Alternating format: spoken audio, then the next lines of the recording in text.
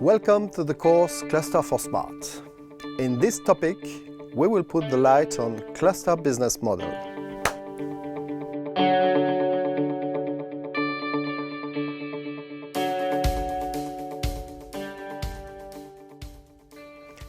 A business model describes the organization's rationale for value creation, delivery, and appropriation in economic, social, cultural, or other contexts. In other words, a business model is the way an organization creates value and earns money. Just like a company, a cluster organization needs to find a sustainable business model. According to the Green Book 2.0, edited by the Ivory Tower in 2013, presenting data from 356 cluster organizations in 53 countries, the business model of a cluster organizations is a mix of private incomes and public subsidies. As you can see on the picture, the public funding represents 60% and the private incomes 40%. This dual model can be explained by the fact that cluster organizations are considered in an increasing number of countries in the world as the major tool to stimulate endogenous economic development. The public subsidies should be considered as an investment in a virtuous ecosystem. The return on investment for the public authorities will be the job creation and taxes. The share of public and private funding may be different from one country to another, depending mostly on the cluster policies. Today in France, the average public share comes to 50%.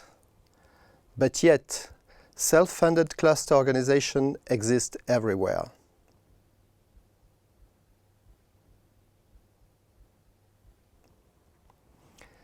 What are the different types of public funding? There are subsidies, mostly for investments and more rarely for the permanent team. Project financing, for example on innovation, or public mission retribution as labeling collaborative R&D projects. As we can observe in the Green Book 2.0, the public share remained constant between 2003 and 2013. But we can observe a real change in the public institutions providing support. Indeed, the financial support comes from a more important part of international bodies and less from national ones.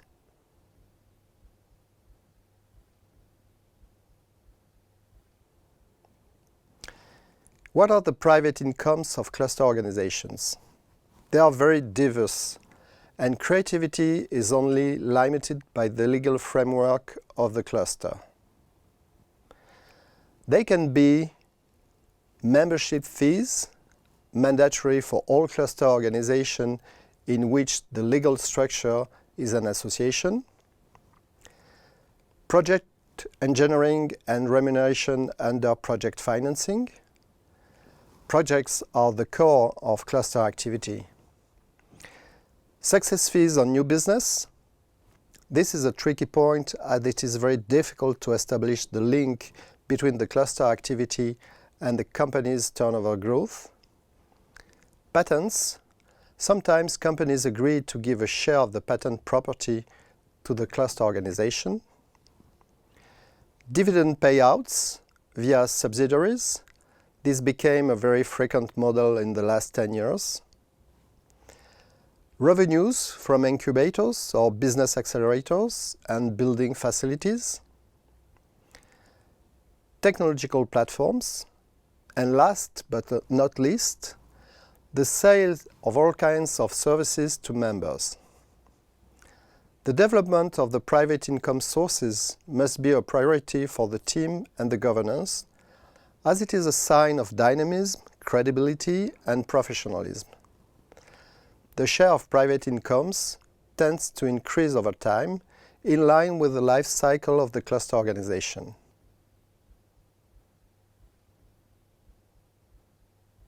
Now we must talk about in-kind contributions. In a cluster, some participants are more involved in the governance than others. They give more time to the ecosystem. Sometimes, they even provide human or technical resources. It is very important for the cluster dynamic and the members' commitment to valorize these contributions, which means to calculate their financial counterpart.